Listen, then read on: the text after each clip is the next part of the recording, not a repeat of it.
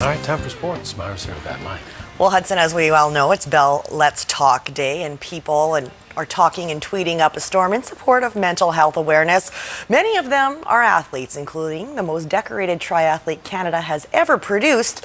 Simon Whitfield has spent most of his life pursuing the Olympic podium, and retiring from Olympic competition hasn't been easy. Simon opens up about his post-Olympic struggles. And Simon Whitfield will take World Cup win number 12. I've always known exactly what I wanted to do and how I was going to pursue it. That's how Simon Whitfield has lived most of his life.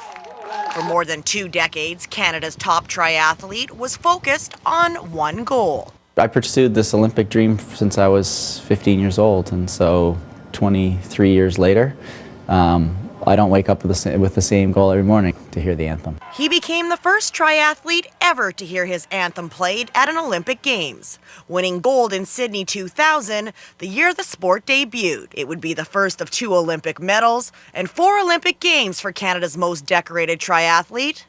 The crash in London in 2012 was a disappointing end to an amazing career. It's not the way it ended that makes Simon uneasy, but the fact that it has ended. I always knew this was coming. That's even this, you know it's coming, but how do you deal with it? I've relentlessly trained and pursued things, and definitely relentlessly driven forward at all costs, and not having that anymore, and then also seeing some of the consequences of that has been it's been a little difficult to face. Whitfield appeared as a guest at a Bell Let's Talk event last week. After hearing fellow Olympian Clara Hughes speak openly about her struggles with depression, Simon got to thinking about his own feelings. He made them public on Twitter, tweeting, "The event made me realize it's time to seek help and talk about Olympic and post-Olympic experiences. Don't be afraid to ask for help." I can't just be like, yeah, you do it. I don't need to. The idea of that, to ask for help.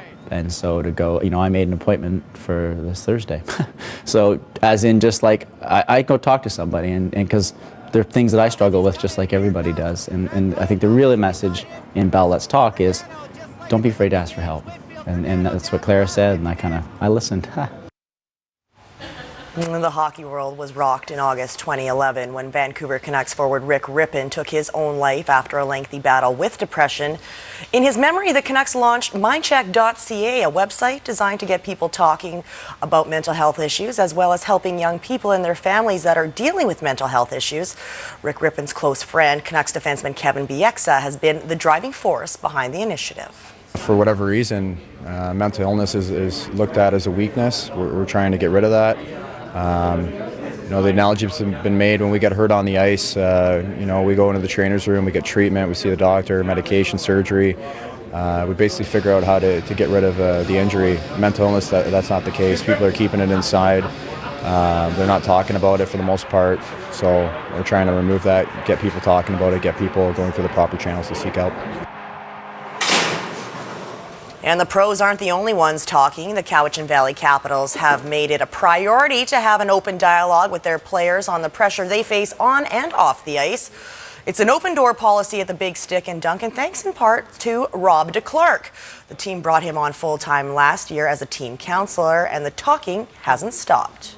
I've had pretty much both this year and last year every kid come to me at one point and talk about from a varying level of things. Some guys, the anxiety of playing, the anxiety of not doing well. Sometimes it's got nothing to do with hockey. Sometimes it's just about being 17 years old and getting shipped away from your home, being out here, not knowing anybody and struggling with that. Sometimes a girlfriend breaks up with you, or this or that, or whatever it might be. I have been very surprised by how many guys I have talked to over the last 2 years. Well, Rob's job has been doubly important this season. A disappointing record will see the Caps miss out on the playoffs. Under these circumstances, getting down on yourself is all too easy to do. It's helped me stay positive through the years. There's been a lot of high stress for myself in situations I've been in, but it's one where he helps me look towards the better things and take a look at this as an opportunity right now, is to show the younger guys as how to set the tone for next year, sort of thing. I think we're breaking the ice. There's obviously going to be a couple of years of people just sitting back and seeing how it works. And, I do believe that this will be a trend that everyone else will follow on for sure. Victoria's Steve Nash gets another crack at his old team tonight. Nash's LA Lakers host the Phoenix Suns as they try to climb back into the Western Conference playoff race. The Lakers sit 3.5 games back of that 8th and final playoff spot.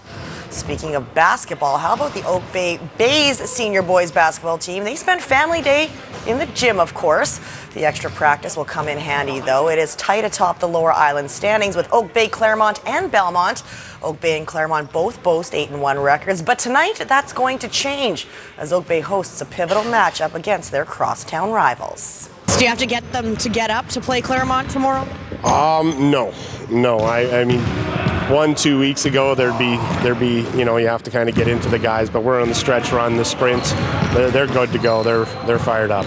Whoever wins this game will be ranked number 1 going into the playoffs. It's a huge boost because you don't have to play each other right before the final. You play each other in the final instead. Claremont, obviously one of the top 3 teams on the island, and us being the first. And they're going to be a tough team to beat because they beat us last time at their gym. Not too long ago, 4 island teams received berths to the BCs. This year, only 2 will make it to the big tournament. High school basketball success has never been this tough. It's going to be a really tough year with Cowichan up Island 2, and there's a couple other decent teams that could certainly contend for the Island Championship. Getting off the island is going to be no easy task. It'll be a lot tougher, but it's still the 2 best teams will go. So It's the way it is. We can't complain about it. It's the math is the math, and you go out and play.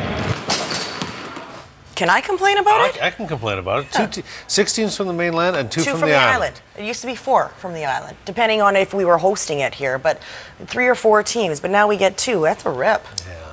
Nice of Simon to stop by today to talk to us. Yeah, great message. Terrific. And the Canucks, too. My thank you. Canucks play tonight, too, yeah.